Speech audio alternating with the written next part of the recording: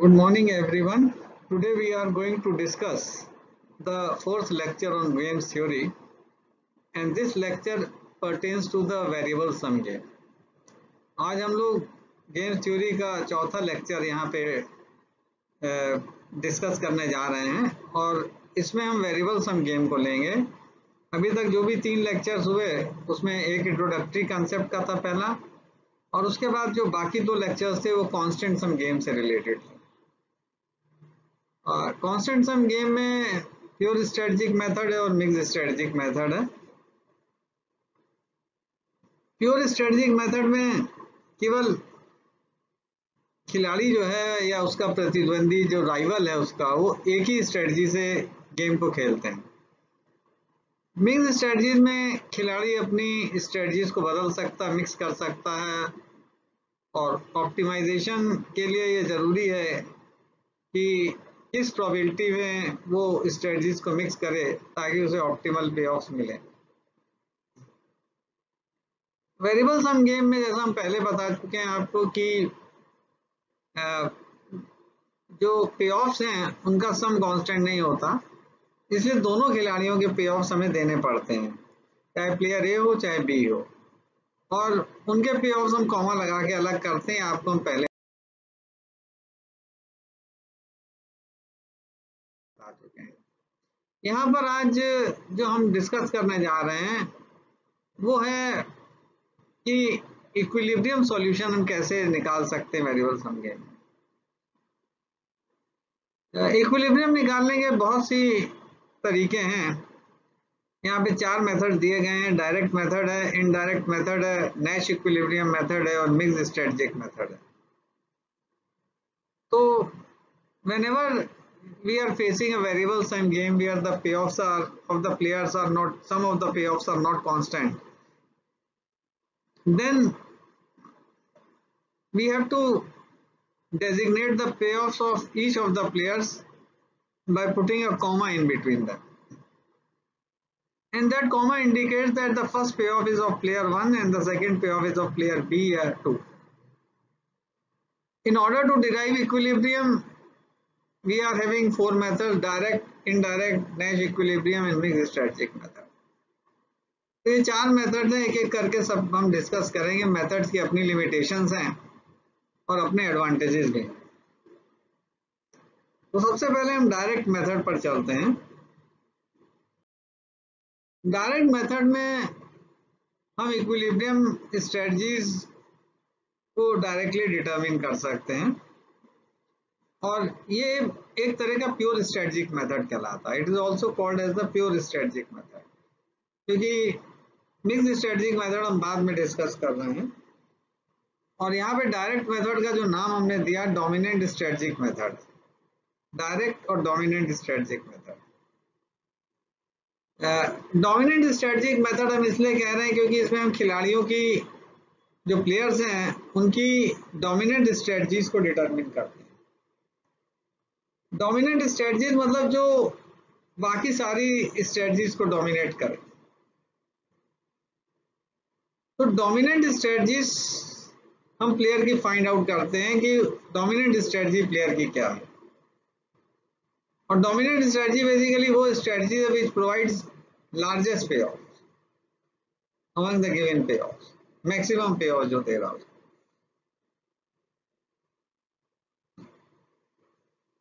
Against other strategies of the rivals. यानी rival की अलग स्ट्रेटजीज के लिए खिलाड़ी अगर एक स्ट्रेटजी चल रहा है तो इसका मतलब उस स्ट्रेटजी से उसे मैक्सिमम पे ऑफ मिल रहा है as compared to the other strategies open to that player. अन्य युक्तियां जो उस खिलाड़ियों के लिए ओपन है उसकी निस्बत में कोई पर्टिकुलर स्ट्रेटजी सेलेक्ट कर रहा है तो वो डोमिनेट करेगी ओवर ऑल अदर स्ट्रेटजीज। तो डायरेक्ट, पहली बात तो ये ध्यान रखिएगा, डायरेक्ट स्ट्रेटजी, डायरेक्ट मेथड को हम लोग डोमिनेंट स्ट्रेटजिक मेथड कहते हैं। ये प्योर स्ट्रेटजिक मेथड है, इसमें खिलाड़ी की एक ही स्ट्रेटजी डोमिनेट करती है, इसलिए प्योर कहते हैं। तो चाहे डायरेक्ट मेथड कहिए, प्योर स्ट्रेटजिक मेथड कहिए, डोमिनेंट स्ट्रेटजिक मेथड कहिए, सब एक चीज है। नोट कर लीजिएगा, क्योंकि एमसीक्यू सवाल होते हैं तो उसमें हम लोग किसी भी तरह के सवाल बना सकते हैं। In direct method, equilibrium solution is determined directly by finding the dominant strategies of player. Equilibrium solution हम लोग निकालते हैं डोमिनेंट स्ट्रेटजीज को डायरेक्टली डिटरमिन करके। ये जो रूल है ये it is similar to maximum minimax rule. ये मैक्सिमम मिनिमैक्स क्राइटेरिया रूल से काफी सिमिलर है, क्योंकि मैक्सिमम और मिनिमैक्स रूल में भी हम प्योर स्ट्रेटजिक मेथड यूज करते हैं और वहां पे हम ये देखते हैं कि खिलाड़ी की कौन सी स्ट्रेटजी जो है मैक्सिमम है और दूसरे खिलाड़ी की मिनिमैक्स स्ट्रेटजी है, तो वो उनको ऑप्टिमल पे ऑफ देती हैं। यहाँ पे भी जो डोमिनेंट स्ट्रेटजी है वो ऑप्टिमल पे ऑफ देगी, जरूरी नहीं है वो पे ऑफ मैक्सिमम हो, जरूरी नहीं। अब यहाँ पे लिया dominant strategies are classified into two categories. जो डोमिनेंट स्ट्रेटजीज हैं उनको दो भागों में बांटते हैं, एक स्ट्रिक्टली और दूसरा weekly dominant strategy. Strictly dominant strategies क्या है, वीकली डोमिनेंट स्ट्रेटजीज क्या है? स्ट्रिक्टली डोमिनेंट का मतलब है जो स्ट्रिक्टली डोमिनेट करे ओवर ऑल अदर स्ट्रेटजीज। जैसे स्ट्रॉन्ग ऑर्डरिंग है, एक बार आपने बता दिया ये प्रेफरेंस पसंद है तो वो डोमिनेट करेगी सबके ऊपर। तो स्ट्रिक्टली डोमिनेंट स्ट्रेटजी बेसिकली वो स्ट्रेटजी है which strictly dominate over all other strategies because that strategy provides larger payoffs against some strategies of the rivals. Weekly dominant strategy क्या है कि वीकली डोमिनेंट में वो वीकली डोमिनेट करेगी। इस concept को हम आगे डिस्कस करेंगे वीकली डोमिनेंट को। तो यहाँ पे सिर्फ इतना जान ली, weakly dominates over other strategies. ये काफी कुछ वीक ऑर्डरिंग पर भी बेस करता है, पूरी तरह नहीं लेकिन to some extent it is based on the weak ordering concept. तो accordingly we have strictly dominant strategic method and weakly dominant strategic method. यानी जो इक्विलिब्रियम सॉल्यूशन है उसको अब हम दो भागों में बांट सकते हैं डोमिनेंट स्ट्रेटजिक मेथड को। एक स्ट्रिक्टली डोमिनेंट स्ट्रेटजिक मेथड हुआ और दूसरा वीकली डोमिनेंट स्ट्रेटजिक मेथड हुआ। These payoffs may not lead to payoffs maximization of player। यानी ये जरूरी नहीं है कि ये जो रूल है, प्रिंसिपल है, ये प्लेयर्स के पेऑफ्स को मैक्सिमाइज करे, लेकिन ऑप्टिमाइज जरूर करेगा, ऑप्टिमाइज जरूर करेगा। अब यहाँ पे दिया हुआ है क्यों, why? This is because in most real world cases we find trust deficit among players। कि जो रियल वर्ल्ड सिचुएशन है उसमें जो मेजर प्लेयर्स हैं उनमें ट्रस्ट डेफिसिट है, वो ये उनको दूसरे खिलाड़ियों पे बिल्कुल भरोसा नहीं है, और चूंकि उनको भरोसा नहीं है इसलिए यहाँ लिखा हुआ which constrain them to follow the same behaviour rule that is expecting worst from rival. Because they do not trust other players, इसलिए उनको वही रूल फॉलो करना पड़ेगा जो हमने कॉन्स्टेंट्स ऑफ गेम में फॉलो किया था, expecting worst from the rival. और उस वर्स्ट में क्या बेस्ट होगा।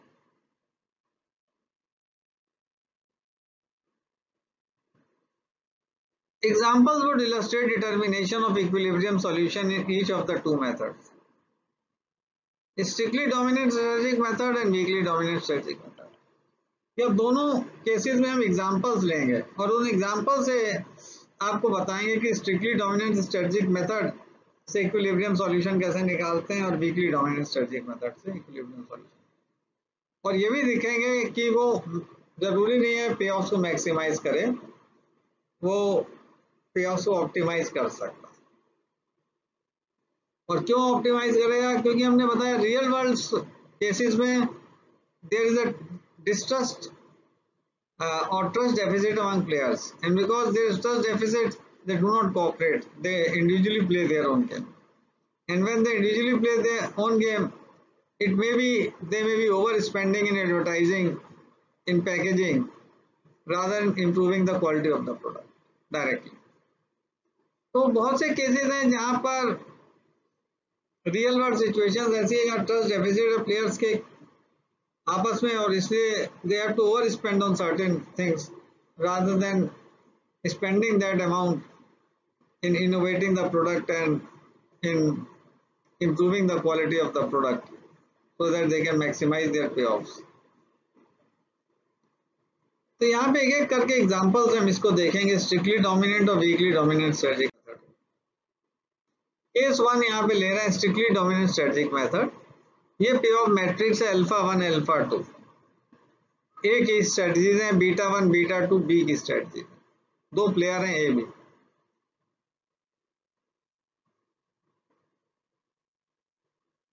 पे ऑफ दिए हुए हैं 90 ए का है, 110 बी का है।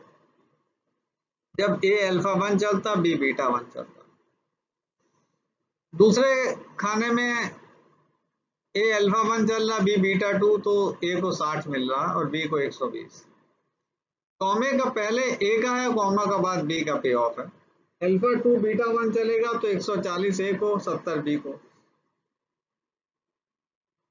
और अल्फा टू बीटा टू चलेगा तो ए को 80 बी को 100। तो ये पे ऑफ मैट्रिक्स है। अब डोमिनेंट स्ट्रेटजी ऑफ प्लेयर्स कैसे डिराइव करते हैं वो एक एक करके हम देखेंगे। पहले हम बी के लिए डोमिनेंट स्ट्रेटजी डिराइव करेंगे। तो dominant strategy of players is derived using following steps. First, strictly dominant strategy of player B is derived. पहले हम बी की डिराइव करेंगे, आइए देखते हैं। अब यहाँ पे प्लेयर बी की पहले स्ट्रेटजी निकाली गई है, और कैसे निकाली स्टेप देखने वाले हैं, और यही स्टेप आपको यूज करने चाहिए। रजिस्टर में नोट कर लीजिए। अगर आप इन स्टेप्स के अलावा किसी स्टेप को फॉलो करेंगे तो आगे जाके you will mess up with other Nash equilibrium method और सक्सेसिव डोमिनेंस मेथड, आप सब मिक्स अप करते हैं। तो इंपॉर्टेंट चीज है, सिंपल स्टेप्स हैं। आपको लगेगा हमें सब आता है, आता तो आप लोग को बहुत कुछ है, लेकिन जब आप मैथमेटिकली पढ़ रहे हैं तो you have to systematize your studies. अपनी स्टडीज को सिस्टमेटाइज जरूर कीजिए। If A plays alpha one, अगर ए अल्फा वन चलेगा, then B uses beta two. अब देखिए ए अल्फा वन चल रहा है, तो बी को कौन सी स्ट्रेटजी यूज? बीटा वन चलेगा तो बी को कितना मिलेगा? 110, और बीटा टू चलेगा तो बी को क्या मिलेगा? 120। तो वो ज्यादा वाला चुनेगा। अगर ए अल्फा वन चल रहा है तो बी बीटा टू चलेगा, वो डोमिनेंट स्ट्रेटजी हुई उसकी यहाँ पे अल्फा वन के केस में। अब ए अल्फा टू चल रहा है तो बी को क्या मिल रहा है? 70 मिल रहा है। जब बीटा वन चले, बीटा टू चलेगा तो 100 मिल रहा। तो यहाँ भी उसकी डोमिनेंट स्ट्रेटजी बीटा टू। तो दोनों केस में अगर डोमिनेंट स्ट्रेटजी सेम है तो ए कुछ भी करे बी बीटा टू चलेगा। बीटा बी जो है बीटा टू चलने में उसको फायदा है। ए चाहे अल्फा वन चले चाहे अल्फा टू चले, कुछ भी चले, B will play with beta two safest, क्योंकि I am doing my best. मैं इस स्ट्रेटजी से बेस्ट कर रहा हूं irrespective of what it does. A कुछ भी करे, जैसा आपको वहां बताया था कि this is the safest strategy for B. तो B will always play with beta two. तो बीटा टू यहां लिखा था, beta two is strictly dominant strategy of B irrespective of what it does. ये कुछ भी करे, बी के लिए बीटा टू सेफेस्ट स्ट्रेटजी है।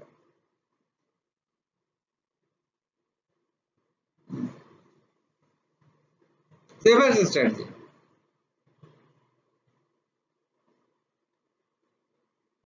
अब आइए ए का देखते हैं। Similarly strictly dominant strategy of player is derived.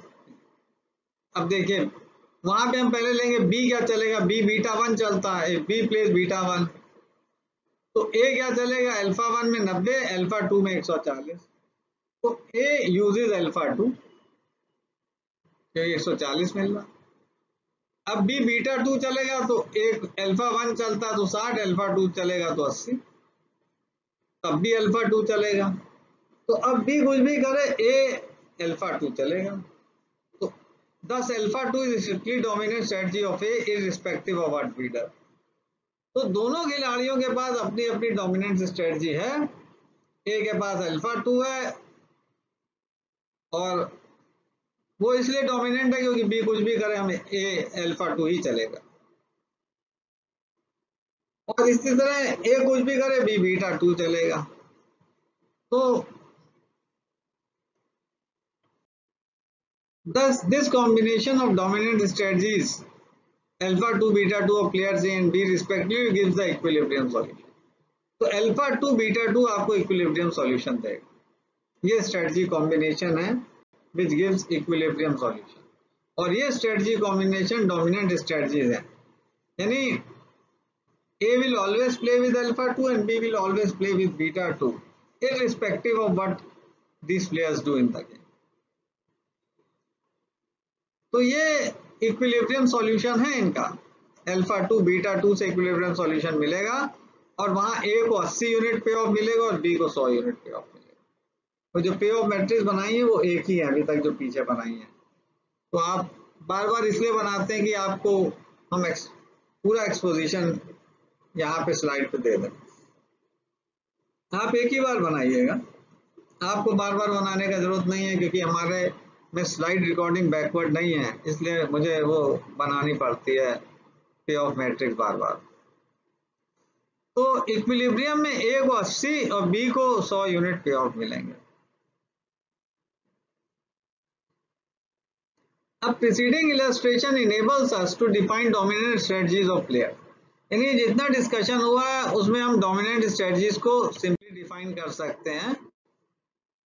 Player एक के लिए है I am doing the best I can irrespective of what you do, कि मैं बेस्ट कर रहा हूं तुम कुछ भी करो, मैं बीटा 2 चल रहा हूं बेस्ट है तुम कुछ भी करो। You are doing the best you can irrespective of what I do, तुम कुछ भी करो हम अपना बेस्ट कर रहे हैं अल्फा 2 से। तो अल्फा 2 बीटा 2 इक्विलिब्रियम सॉल्यूशन है जो 80 यूनिट्स ए को देगा और 100 यूनिट्स बी को देगा, और ये एक तरह से मैक्सिमम मिनिमैक्स क्राइटेरियन भी है, क्योंकि मैक्सिमम भी यही है कि बी कुछ भी करे ए को उतना पे ऑफ लेने से नहीं रोक पाएगा, और यहाँ भी वही है कि बी कुछ भी करे अगर वो हम अल्फा 2 चलते हैं तो हमें इतना मिलना ही मिलना।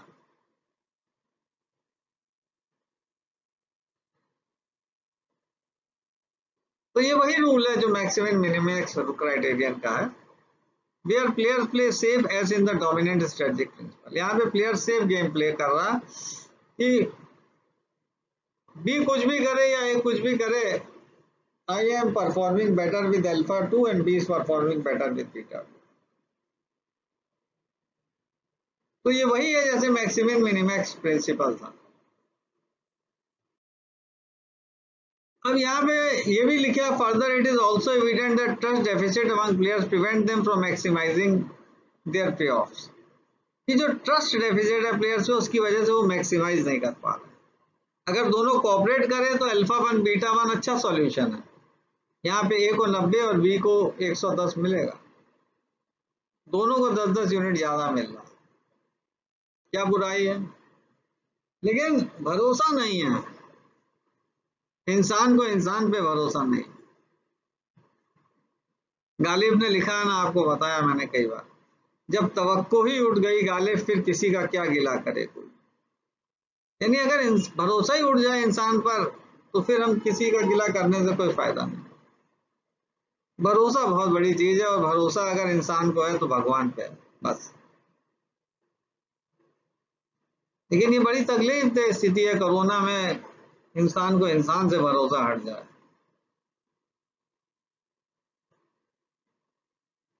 भरोसा बढ़ाने की जरूरत है, आज भरोसा कम करने की जरूरत है। लेकिन प्राइवेट बिजनेस में there is complete trust deficit and players do not rely on each other, do not trust on each other, और इसलिए there is lack of cooperation, lack of cooperation. अभी आप कोई खाली जगह छोड़ दीजिए, अगर किसी का मान लीजिए प्लॉट है खाली पड़ा, लोग उसमें कूड़ा डालना शुरू कर देंगे, वो सोचेंगे अरे ये बेकार जगह है, इसको कूड़े से भर दो। एक कुकरेल बंदा था, हम तो देखते देखते यहाँ कुकरेल के महानगर में रहे बहुत टाइम, खाली जगह थी। बाद में दिमाग चला कि भाई दुनिया का जहाँ कूड़ा वहां डाल दिया जाए, और बाद में वहां अकबर नगरी बसा दी गई।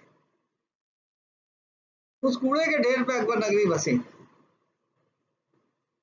कुकरेल का पानी साफ हुआ करता था, मछलियां हुआ करती, सब खत्म। उसको नाले की संज्ञा दे दी गई। It was a rivulet which was converted into नाला। अब आप उसके किनारे चल नहीं सकते, इतना such a bad smell comes from that part कि आप वहां वॉक नहीं कर सकते। Otherwise it used to be a very good place to walk.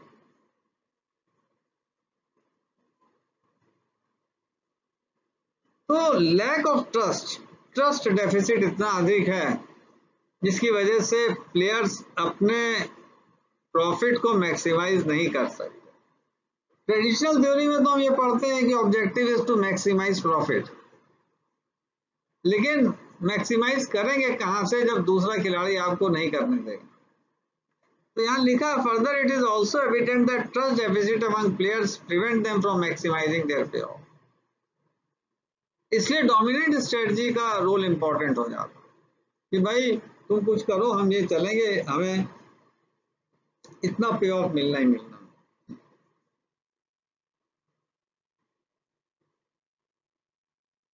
तो trust deficit among players prevent them from maximizing their payoffs which is possible, यानी if they cooperate और exhibit learned behaviour. अगर ये trust deficit हम खत्म करें और एक दूसरे को कोऑपरेट करें या लर्नड बिहेवियर शो करें, बड़े बड़े शब्द हैं, लर्नड बिहेवियर शो करें। यहाँ स्टूडेंट लर्नड बिहेवियर शो करने से कतराते हैं, प्लेयर्स लर्नड बिहेवियर शो करेंगे, विराट कोहली से पूछिए।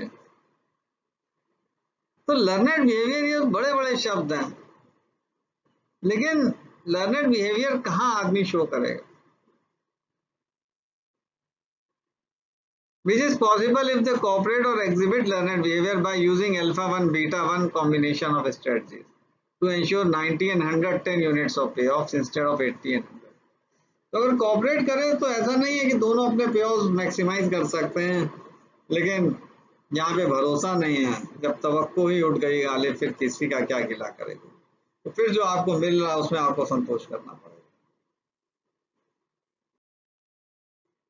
Moreover, equilibrium is determinate even if one of the two players possess a dominant strategy. Equilibrium determinate है, तब भी अगर दो में से किसी एक खिलाड़ी के पास डोमिनेंट स्ट्रेटजी है। अभी तक जितना हमने केस पढ़ा उसमें दोनों प्लेयर के पास डोमिनेंट स्ट्रेटजी थी, ए के पास भी बी के पास भी।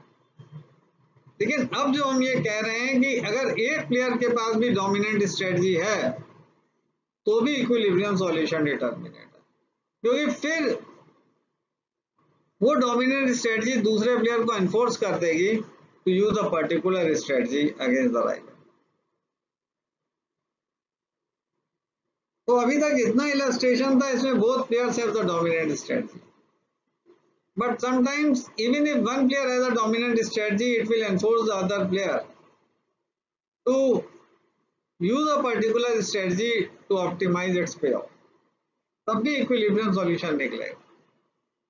तो ये दोनों में भेद है। पहले वाले में हमने अभी जो एग्जांपल दिया उसमें दोनों के पास डोमिनेंट स्ट्रेटजी, लेकिन अब जो एग्जांपल देने जा रहे हैं उसमें अगर एक प्लेयर के पास भी डोमिनेंट है तब भी इक्विलिब्रियम सॉल्यूशन बन सकता है। इस चीज को हम यहाँ दिखाने जा रहे हैं। ये देखो,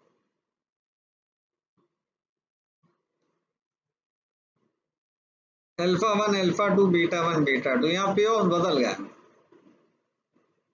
10 10 100 -30 -20 30 140 25। अब आइए बी का निकालें। ए अल्फा 1 खेलेगा तो बी क्या चलेगा? 10 -30 बीटा 1 चलेगा। अल्फा 2 चलेगा तो 30 25 बीटा 1 चलेगा। तो 10 strictly dominant strategy of B is beta 1।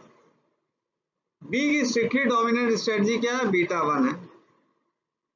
अब ए की देखें, इफ बी प्लेज बीटा 1 तो ए क्या चलेगा? अल्फा 1 10 अल्फा 2 -20 अल्फा 1 चलेगा। If B place beta 1 A will use alpha 1। अब बी बीटा 2 चलेगा तो ये क्या चलेगा 100 140 अल्फा 2 चलेगा, A will use alpha 2। If B place beta 2 A will use alpha 2। एक बार वो अल्फा 1 चलने में उसे फायदा, दूसरी बार अल्फा 2। तो यहाँ पे कोई डोमिनेंट स्ट्रेटजी नहीं है ए के पास, बी के पास है, बी के पास बीटा 1 है। तो अगर बी बीटा 1 चलेगा तो A will have to follow alpha 1। ये देखिए अगली स्लाइड में देखिए, अगर बी बीटा 1 है, स्ट्रिक्टली डोमिनेंट स्ट्रेटजी है, तो A is left with no option but to use alpha 1। तो alpha 1 beta 1 is strictly dominant strategic combination of the two players and it provides each player 10 units of payoff। दोनों को 10-10 unit पे of मिलेगा।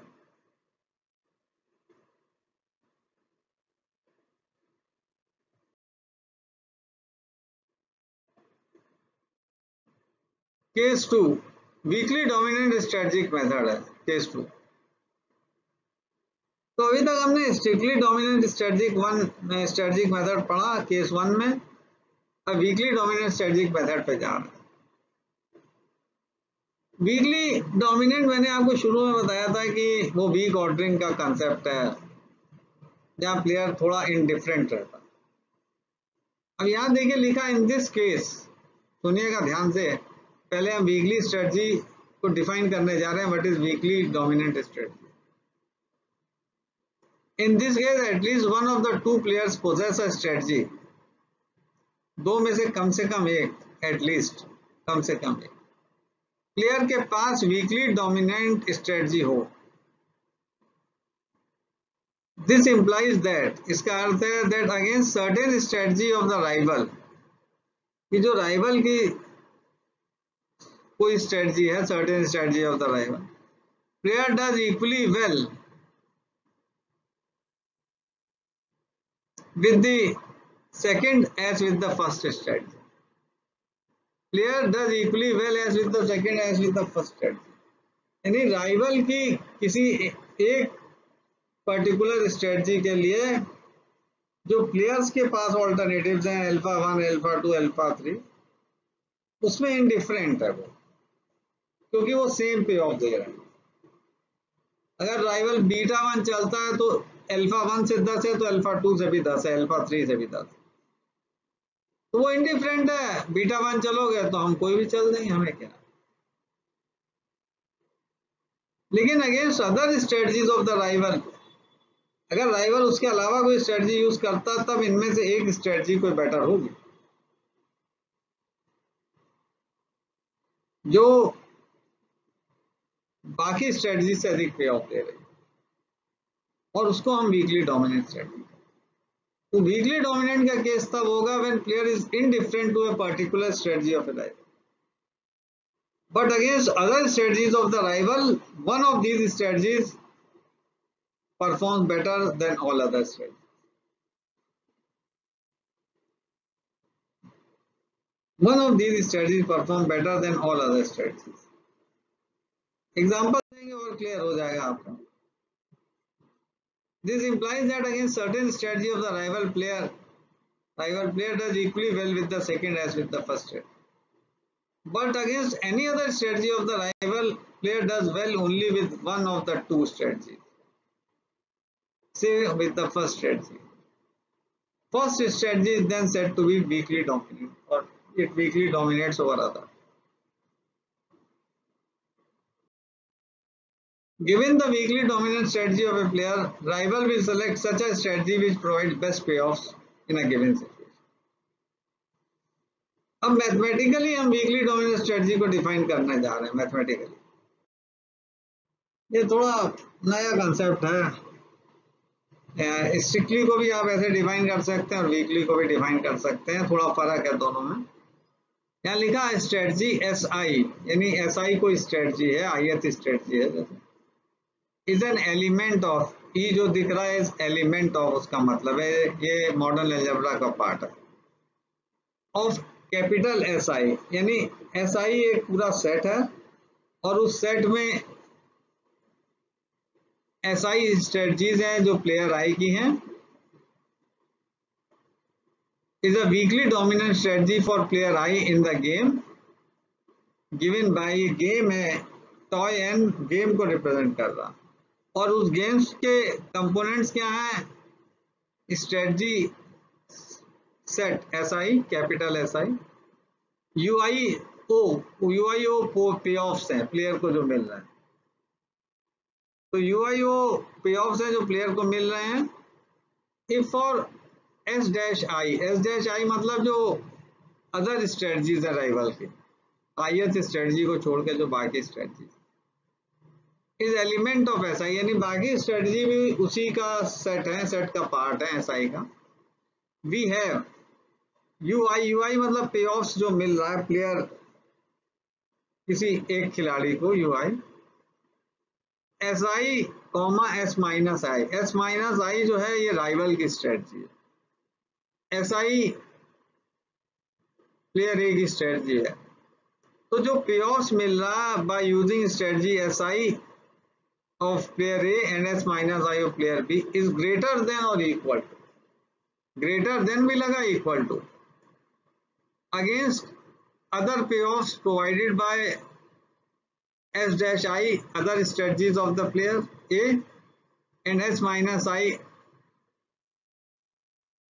जो है strategy of the player B जो player B इस्तेमाल कर रहा rival जो इस्तेमाल For all S minus I is element of SI यानी वो भी जो राइवल की स्ट्रेटजीज हैं वो भी इस सेट का पार्ट है तो UI SI comma S minus I greater than equal to UI S dash I S minus I greater than equal to लगा तो ये वीकली डोमिनेंट हो गई अगर खाली ग्रेटर देन लगा होता तो स्ट्रिक्टली डोमिनेंट होती ये दोनों में फर्क है स्ट्रिक्टली डोमिनेंट के केस में इक्वल टू का साइन हट जाएगा केवल ग्रेटर देन का साइन रहेगा वीकली डोमिनेंट में ग्रेटर देन इक्वल टू दोनों का साइन रहेगा अब example of weekly dominant strategy ये स्ट्रेटजीज है ए बी की अल्फा 1 अल्फा 2 ए की है बीटा 1 बीटा 2 बी की है अब देखिए ए अल्फा 1 चलेगा तो बी क्या चलेगा बीटा 1 बीटा 2 बीटा 1 से भी दो बीटा 2 से भी दो मिल रहा है यहाँ पे पहले हमने ए का निकाला वीकली डोमिनेंट स्ट्रेटजी तो पहले ए की ले लेते हैं रिवर्स चलना पड़ेगा मुझे यानी अगर बी फॉलोज बीटा 1 अगर बी बीटा 1 चलता है तो ए क्या चलेगा अल्फा 1 अल्फा 2 अल्फा 1 से भी 3 अल्फा 2 से भी 3 इनडिफरेंट है तो किसी एक स्ट्रेटजी के लिए वो इनडिफरेंट है अल्फा 1 अल्फा 2 लेकिन अगर बी बीटा 2 चलेगा तब ए अल्फा 1 चलेगा क्योंकि अल्फा 2 से 0 मिलेगा उसको तो alpha 1 weekly dominates over alpha 2 strict dominance नहीं है वीकली डोमिनेट क्योंकि बीटा 1 के केस में वो इनडिफरेंट है केवल बीटा 2 के केस में इट डोमिनेट्स तो against some strategy it is indifferent but against other strategies of the rival player is in a position to select a particular strategy because that strategy provides better payoffs than other strategies तो A के लिए alpha 1 यहाँ पे weekly dominate strategy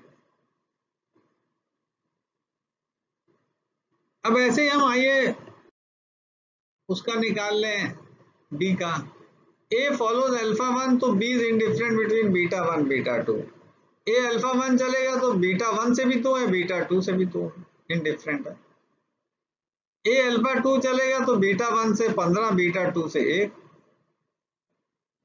तो इस case में beta 1 dominate कर रहा है बीटा 2 पर वीकली डोमिनेट कर रहा है तो beta 1 is weakly dominate strategy of B और बी बीटा 1 चलेगा ए अल्फा 1 तो alpha 1 beta 1 weakly dominate strategy combination और ये 3 यूनिट और 2 यूनिट पे ऑफ देगी खिलाड़ियों alpha 1 beta 1 is weakly dominate strategy combination that determines equilibrium solution and provides A and B with payoffs of 3 and 2 respectively.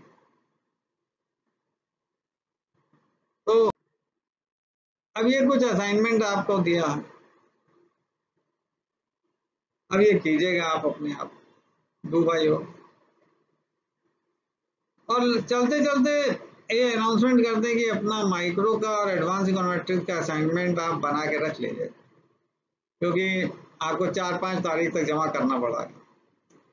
मैं notice निकाल दूंगा, उसको आपकी मेल पे लिंक भी डाल, आपकी जो ग्रुप है व्हाट्सएप ग्रुप उस पर लिंक डाल दूंगा, और उस लिंक को आप क्लिक करेंगे तो फिर वहाँ पे आप असाइनमेंट जमा करेंगे, वो आएगा आपके पास, डिटेल आएगा। लेकिन आप बनाना शुरू कर दीजिए, देर मत कीजिए, क्योंकि एग्ज़ाम की तैयारियां यूनिवर्सिटी में बड़ी जोरों पे चल रही हैं, और इंटरनल अब आपका असेसमेंट केवल असाइनमेंट के आधार पर ही हो पाएगा, अलग से मुश्किल है। और बाकी फाइनल परीक्षा आपको मैंने बता दिया एमसीक्यू पैटर्न पर होगी, वही जैसे पहले आपने 70 में पैसेज किए थे वही पैटर्न फॉलो होगा। तो तैयारी अपना करते रहिए, और असाइनमेंट जो भी टॉपिक्स पढ़ाए गए हैं हमने, कैथल सर ने, कोई भी एक टॉपिक आप बना लीजिए और तैयार कर लीजिए, आपको कभी भी अपलोड करना पड़ सकता है। आपके पास समय कम है, मैंने पहले भी आपसे कहा था कि एग्ज़ाम की तैयारी शुरू कर दीजिए, क्योंकि 25 जुलाई के बाद कभी भी आपके एग्ज़ाम शुरू हो सकते हैं। 15 जुलाई से यूनिवर्सिटी 15 अगस्त तक एग्ज़ाम कराने हैं लगभग, तो इसी बीच सारे एग्ज़ाम होंगे, आपके भी उसी बीच लगेंगे 25 के आसपास से। तैयारी पूरी कर दीजिए, पुरजोर कोशिश कीजिए कि बढ़िया मार्क्स लाएं आप। सब हुनर वाले बच्चे हैं, आप एमएफ सेम 4 तक पहुँचे हैं, बगैर हुनर के नहीं पहुँच सकते। तो गुड विशेस, और आप सबको गुड बाय। पढ़ते रहिए और खूब पढ़िए, डट के पढ़िए, तैयारी पूरी कीजिए, and okay, good luck, good bye.